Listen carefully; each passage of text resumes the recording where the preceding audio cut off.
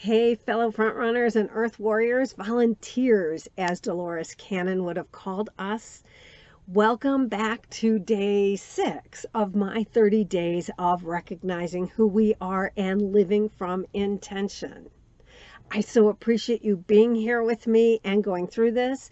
If you're new to my channel, as you see, I have just a little baby channel. I would love for you to subscribe and to help me grow my channel and help me kind of make this information more accessible to others. What I want to talk about today is a little bit different and almost controversial. Some people may not agree with what I have to say at all, because as we all know, the law of attraction is like, maybe we don't all know, is like gravity. You don't have to believe in the law of attraction. You don't have to believe in gravity.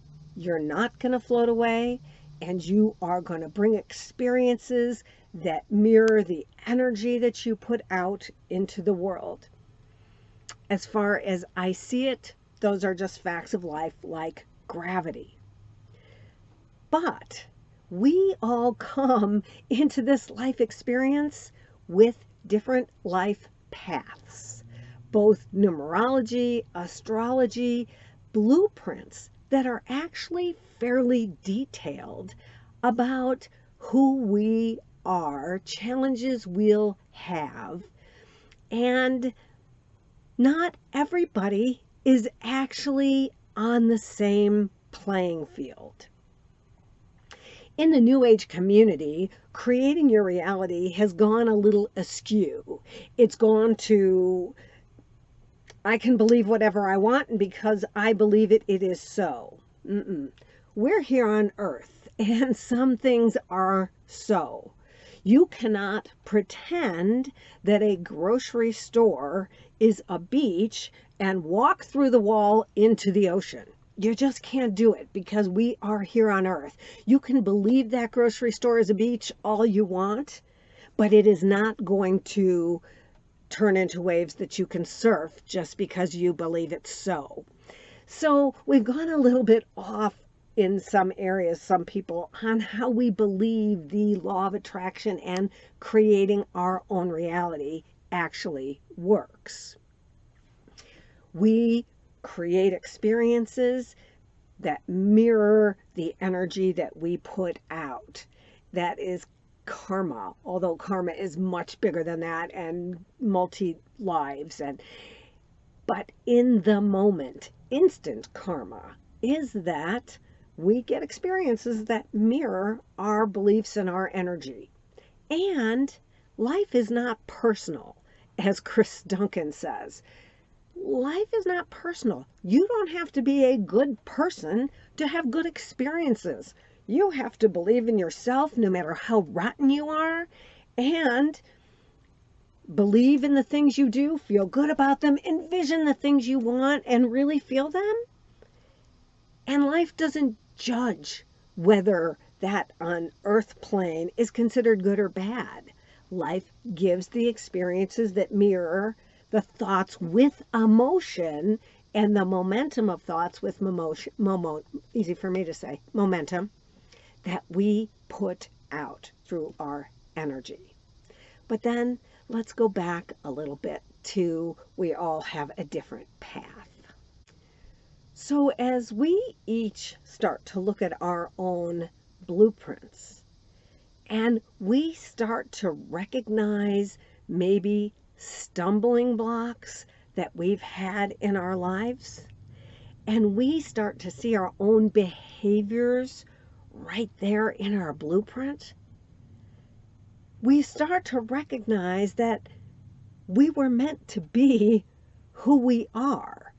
We were meant to have the challenges that we have in order to learn how to evolve past them. But we don't necessarily all have the same playing field. We haven't all chosen the same type of life experience.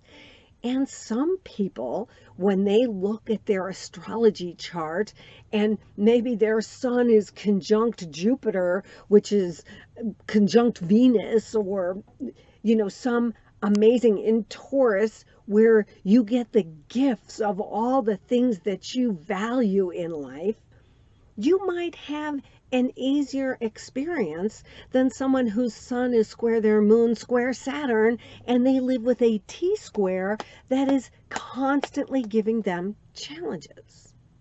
We all create our life experience through our emotions and the energy we put out.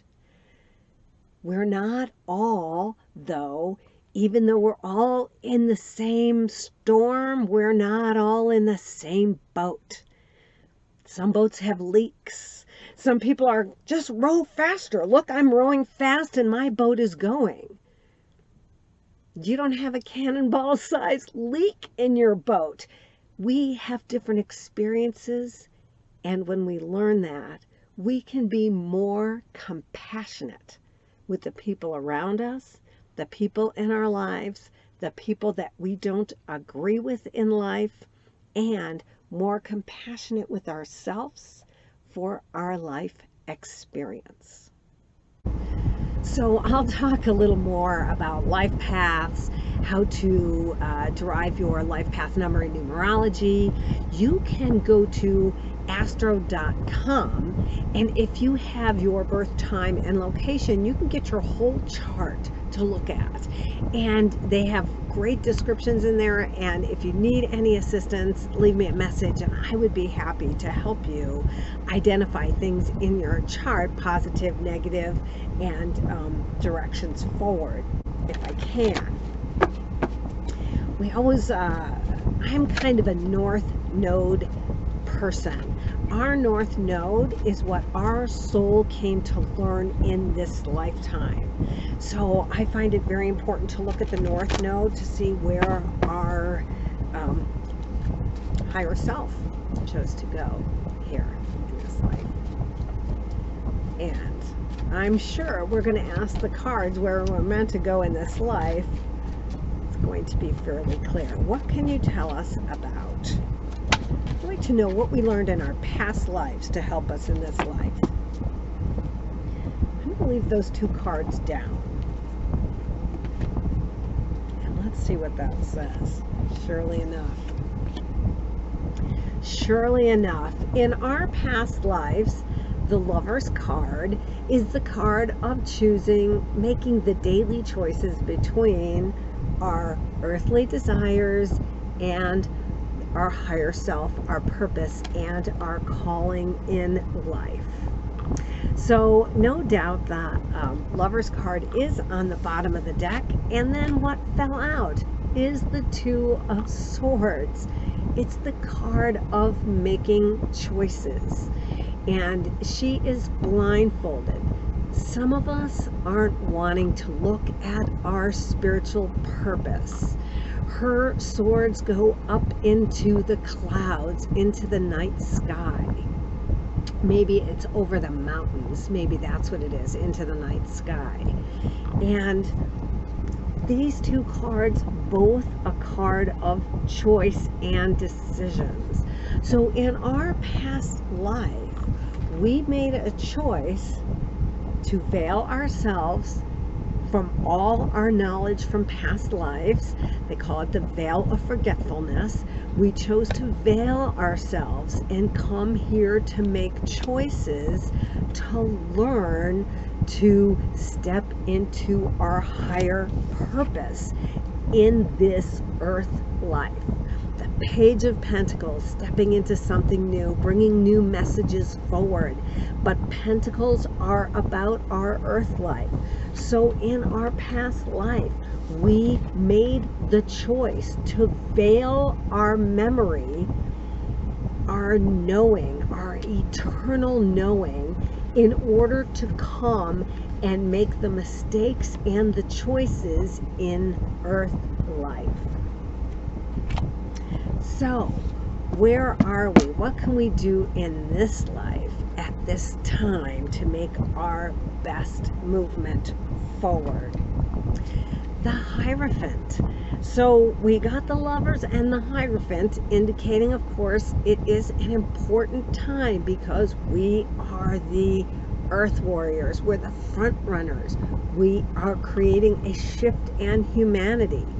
The Hierophant, a lot of times the Hierophant, like kind of a little bit like the Emperor, is seen as tradition. Sometimes the Hierophant can be marriage, but the Hierophant is the spiritual teacher.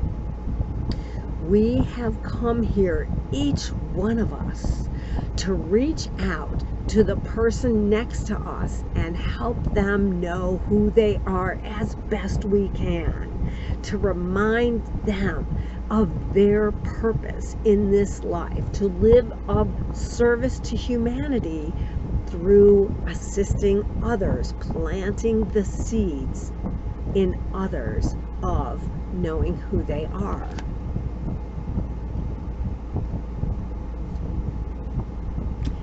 The Queen of Pentacles. The Queen of Pentacles is compassionate and nurturing. Though she is not a soft, fluffy person, she is the queen of our earth life.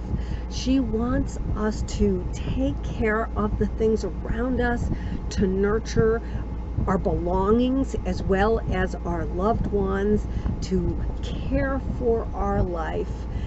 I want to say in Virgo fashion. So this is a really good time right now. Mars is in Virgo. Mars rules Aries and the first house, all about initiating action.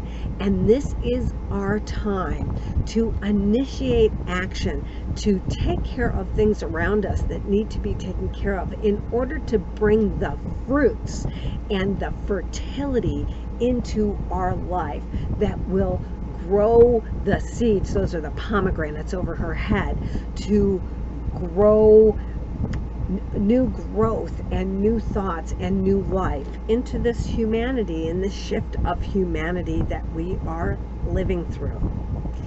In our earth life, we move forward through our connection in our earthly actions. The Queen of Pentacles.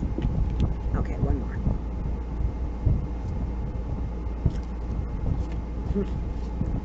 Judgment. We all have a calling.